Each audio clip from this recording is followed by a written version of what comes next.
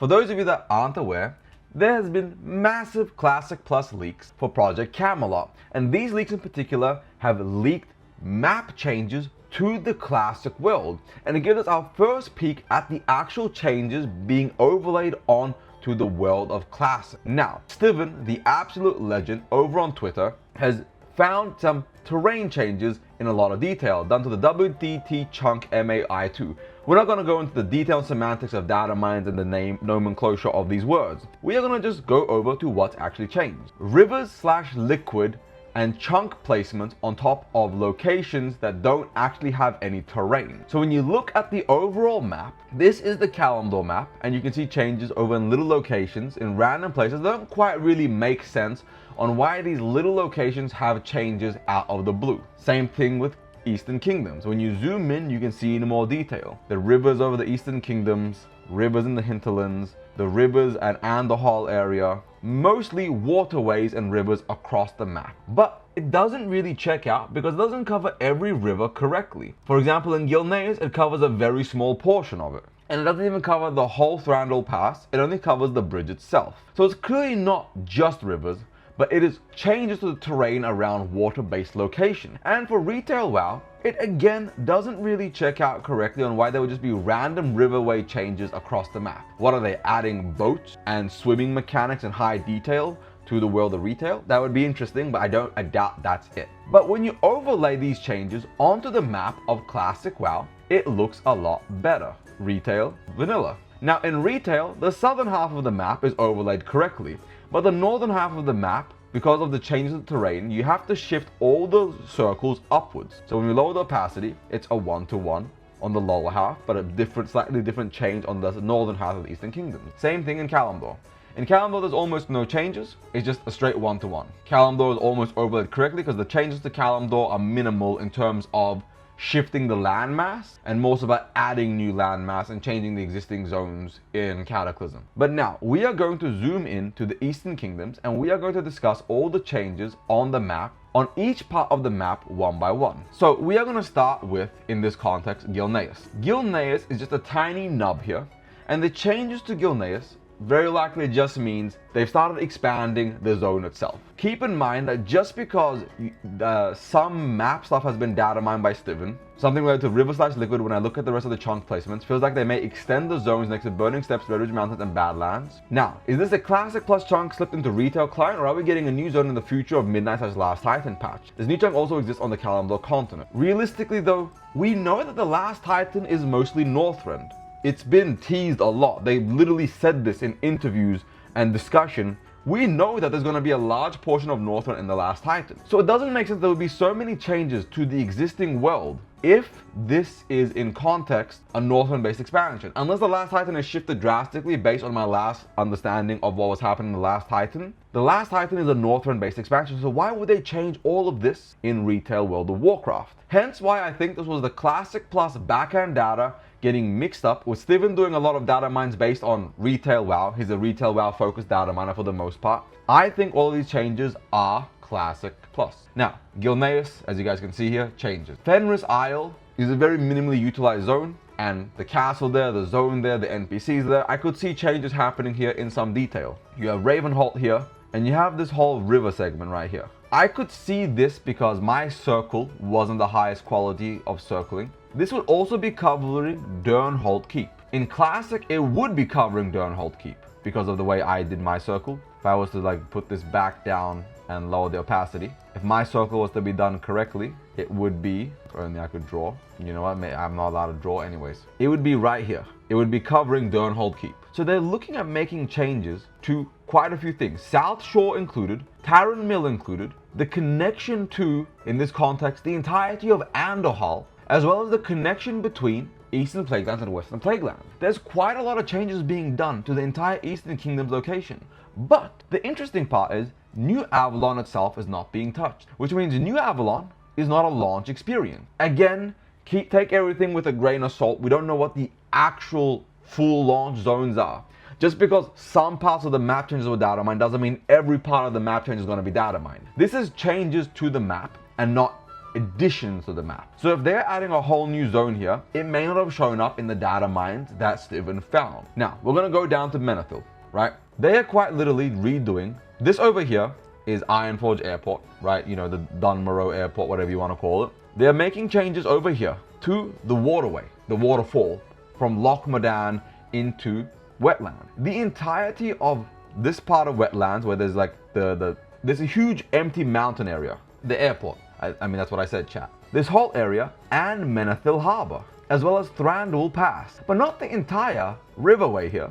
Just Thranduil Pass itself, which means there's quite a few changes happening to Wetland from the get-go. It's going to be expanded. I expect that Menethil Harbor is going to become a new major hub for the Alliance, expansions to, in this context, boatways to new locations, and things of that nature. But despite the wetlands being full of water, the entirety of the wetlands isn't covered. So saying it's a full water-based things, or just some slight water changes makes no sense, because why would you only cover half of the water? What about this water? What about all the other rivers? So you only cover a small part of Loch Modan and not the entire other lake of Loch Modan. What about all the water and the frozen lakes in Dunmorrow? What about the entire lake in Redridge? The changes of saying it's just water-based, it's not anything major, doesn't check out because there is so much water left untouched. That is why I don't think it is just some simple water changes. Because why isn't the Swamp of Sorrow's entire coast being covered? Why isn't this entire lake water area of Booty Bay being covered? There are lakes here, there are lakes here. There's water in this zone, there's lakes here, water here.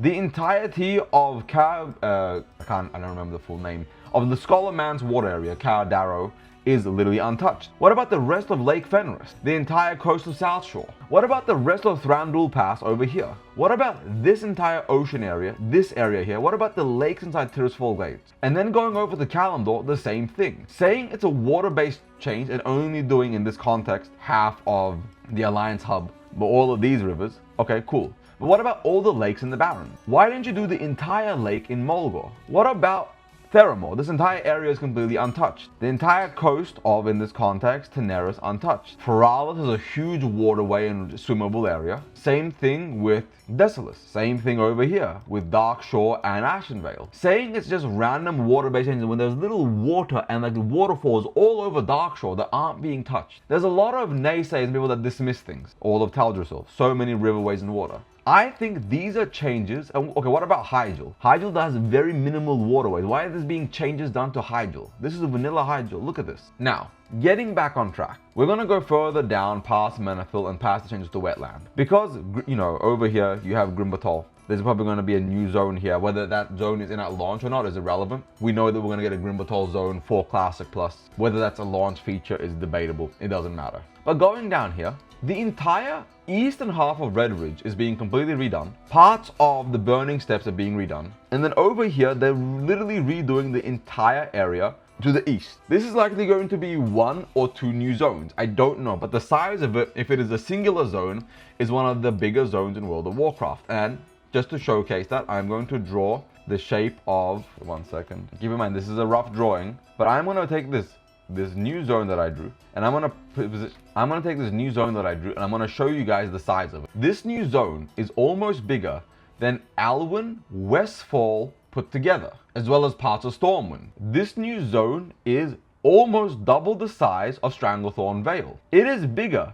than literally the Blasted Lands, Zul'Gurub, Deadwind Pass, and most of Swamp of Sorrows. So this new zone will likely be split into 2 to 3 zones, and I'm not sure exactly the size of it because it's kind of an interesting placement on the map. But I think this is going to be a zone like this, one over here, and then another zone over here. Either Redridge is going to be expanded into a new zone, so there's going to be Redridge, and then Eastern, whatever this zone is called, the last bastion of Stormwind, or the human control against the Blackrock Orcs, the Trolls, whatever faction. And again, we have an island over here. Now, this island could be, in this context, Gilligam's Isle or the Isle of Lepidus. It's likely one of those two, but when I overlay the map on top, it is neither island. It feels like, in this context, because this is the map size 1-to-1 placed on top. Again, keep in mind that the zones don't really check out correctly because of how they're placed, but it looks to be more akin in this context to the Isle of Dr. Lepidus instead of Gilligam's Isle. Now, technically, it could be either,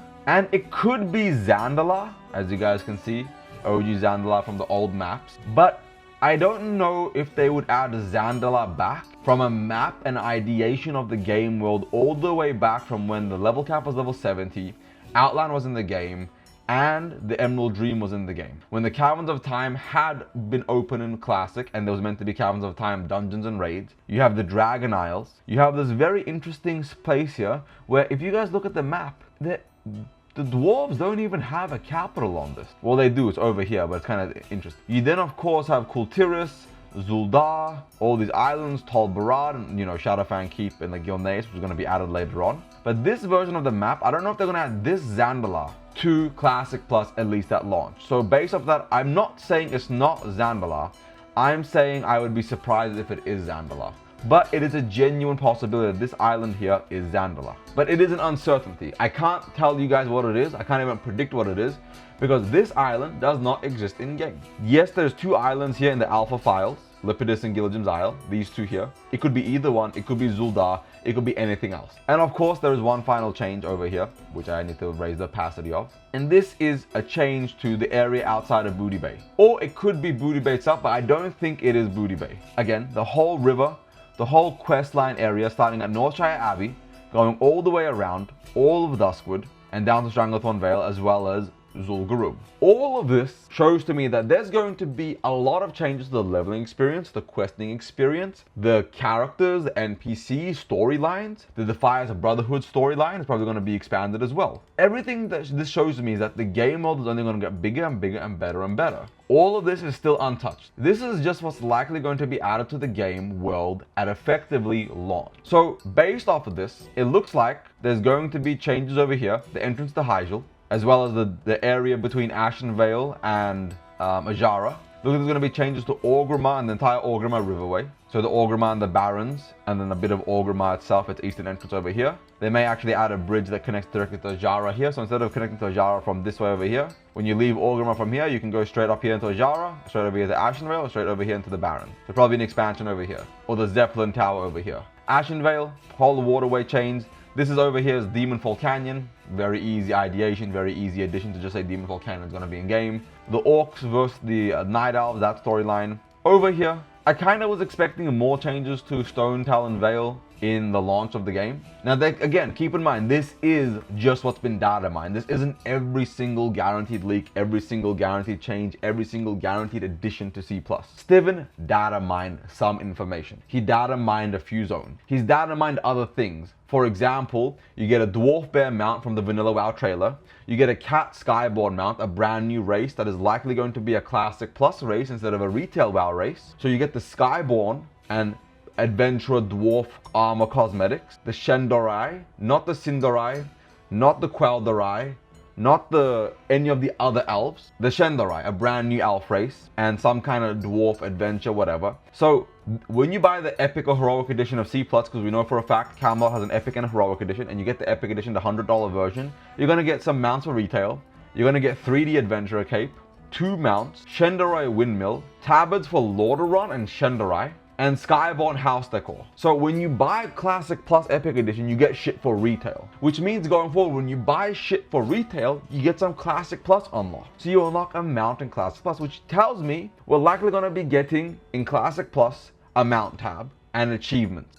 I can't confirm the achievements, but just based off of the fact that you can now buy things that give you mounts. They're not going to give you 50 mounts you have to hold in your inventory or your bank. You're getting a mount tab or a collections tab. That could also imply transmog for C+, but I don't want to say that is a guarantee of transmog for C+. I don't know what that means. I don't want to sit here and give conjecture that's probably false. So a mount tab, achievements, and if we're getting a mount tab, we're getting a collections tab, which means toys and pets, and we're probably getting the key ring from Sod getting added into like a built-in system for the game, so once you get a key, it doesn't just sit, whatever bullshit, you have a proper key ring. So we can guarantee that this is the Classic Plus mount and for retail. The same cat model is encrypted on retail, but there's a diff Classic version and a diff retail version, probably low poly for Classic. Right off the rip, Camelot has something to do with the Shendorai and some kind of dwarf, which is very hard to get in conjecture or give a proper deep dive onto, because we can't effectively data mine monetary cosmetics without the images showcasing what's actually coming. So everything you see here is the conjecture of Steven on the data he has pulled. 2 transmog, Adventure Cape, 2 mounts, a windmill, tabards for Lordaeron and Shendarai, which is wild, and then the house decor. There is also, of course, this is the retail version of the classic bear, the Veteran's Adventurer's Loyal Companion mount. This is what the bear looks like for retail. I don't know what the classic version of this bear looks like, but this is the retail version of the bear. And Kai goes in every single goddamn retail or classic plus comment section. This is the Rexar transmog. Again, not fully data mined, but this is the Rexar transmog that is also coming to the Epic Edition. Now, the last thing I want to say about the Epic Edition is we likely will be paying for 3 days early access. Not a guarantee, but I wouldn't be surprised if you buy the Epic Edition, you get 3 days early access. I am not trying to say it is a guarantee, but I am telling you that if we do go into C+ with an Epic Edition, for $100 worth of value, there has to be some value for the $100. And knowing that how much classic play is swiped and how willing people are to open their wallet and buy things, I think 3 days early access would result in millions upon millions of pre-orders and would make Blizzard very profitable and very happy. So I think we are getting 3 days early access because everybody bitched and moaned about retail, and in the context of Midnight WoW, it sold amazingly well. So I think that genie is out the bottle, and you cannot stuff a genie back in the bottle.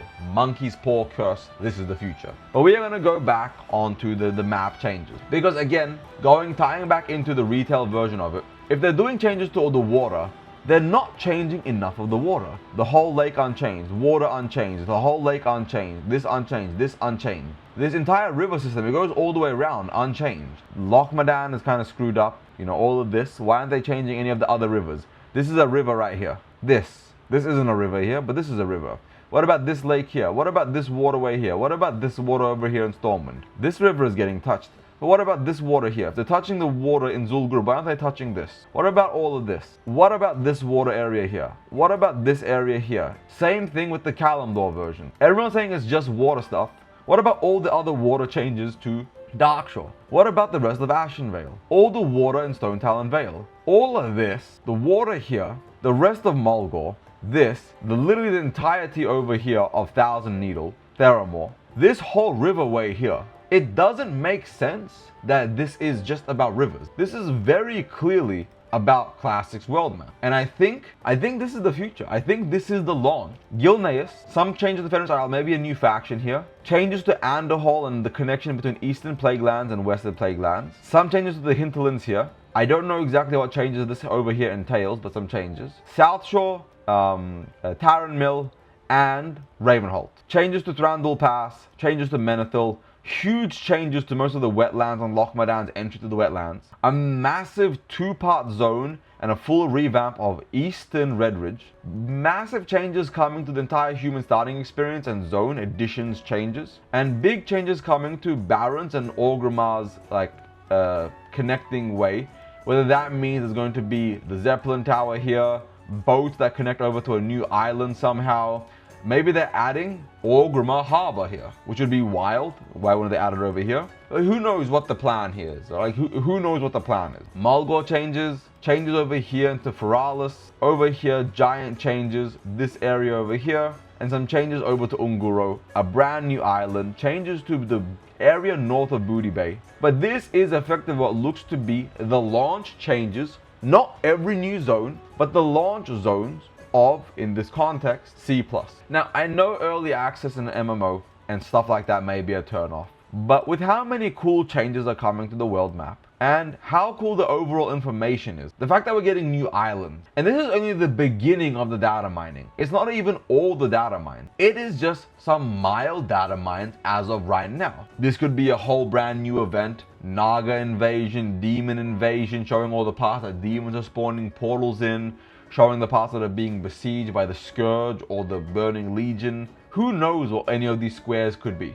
But I'm effectively betting good money that C+ is going to launch with a lot more content than we are aware of, and that Phase 1 after launch will also be a brand new zone. I think this is the launch, with Gilneas being opened, and Gilneas is a zone appearing here however it looks. And then I think either we get New Avalon, or the first 1 or 2 phases is them not opening new zones in this context, but them adding and doing a lot of changes and then revamping all of, for example, Molten Core or Blackwing Lair, adding new wings or new bosses or new world bosses to the map. But I hope you guys are excited as I am, because this is just the beginning of leak season. Keep in mind, we are less than 27 days away from BlizzCon. In 27 days, every leak, every tease, every secret is gonna be blown wide fucking open. We're getting the release date. We are getting the information. We are getting to finally step foot into Classic Plus, whether that's the beta, open access, early access, I don't know what they're gonna do. But C Plus is literally right around the corner. And I can't wait to dive into all of this with all of you. So thank you for watching this deep dive. If you liked it, like and subscribe. If you hated it, understandable. Dislike and subscribe or be a dedicated hater. Leave a creative hate comment. Don't half-ass it. Thank you all for watching. Ebon Hard out. Peace.